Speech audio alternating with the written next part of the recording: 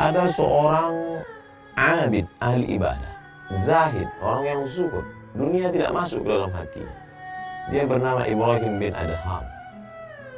Dia dokter penyakit hati yang merusak hati, riya, sum'ah, penyakit sombong, angkuh, takbur.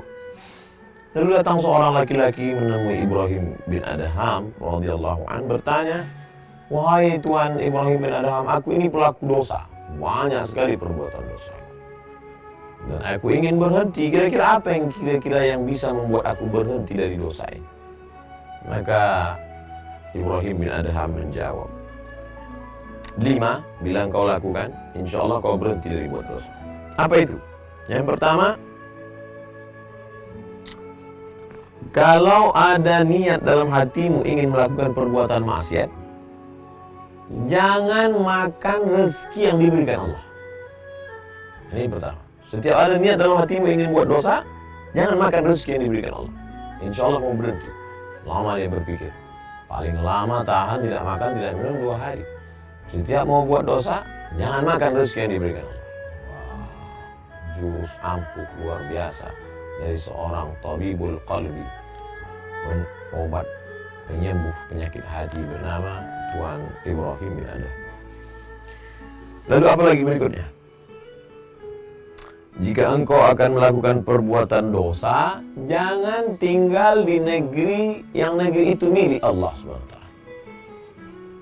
Ada niat dalam hati ingin buat dosa, ya, tinggallah sejauh mata memandang, carilah permukaan bumi Allah, tapi yang bukan milik Allah.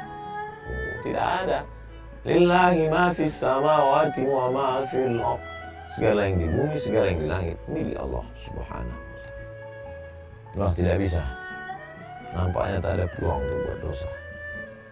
Lanjutkan yang ketiga.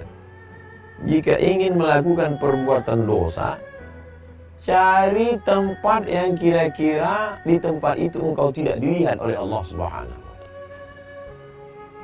Ini lebih berat lagi.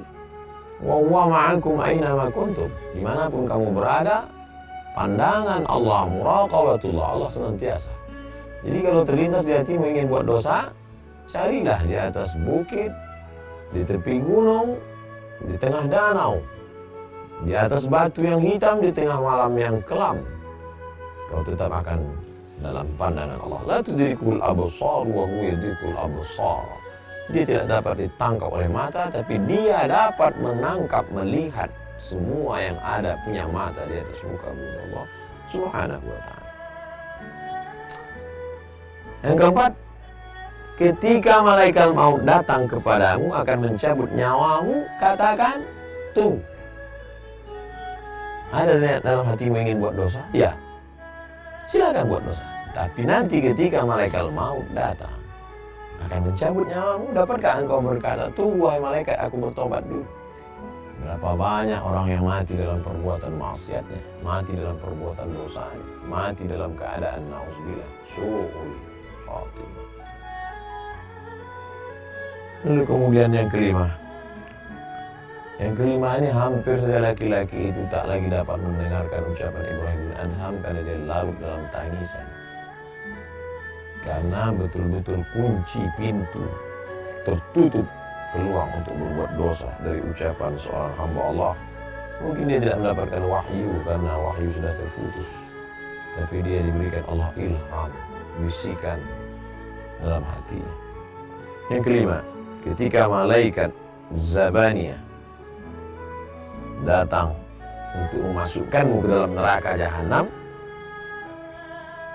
jangan engkau pergi bersama mereka. Siapa yang sanggup menolak?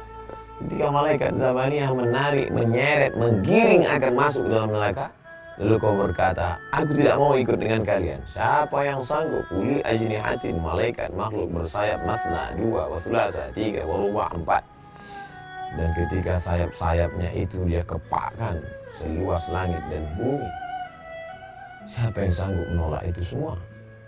Oleh sebab itu dia pun tersungkur dalam keadaan meneteskan air mata, takut kepada Allah SWT. Tak ada peluang untuk berbuat dosa. Renungan yang amat sangat mendalam dari dialog seorang hamba Allah yang abid, ahli ibadah, yang zahid, yang suci, hatinya bersih, sehingga Allah ilhamkan ke dalam hati itu jawaban-jawaban pamungkas, sehingga tak ada peluang sama sekali.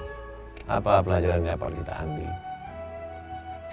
Mungkin ayat-ayatnya ada, hadis-hadisnya ada, tapi untuk meramunya menjadi sebuah formula amat sangat sulit. Tapi begitu Allah bukakan hati seorang hamba, futuh, maka dapat dia menjawab dengan jawaban yang datang dari ilham yang dibisikkan oleh para malaikat yang diberikan Allah Subhanahu wa Ta'ala, sehingga kalimat yang datang dari hati itu masuk juga ke hati.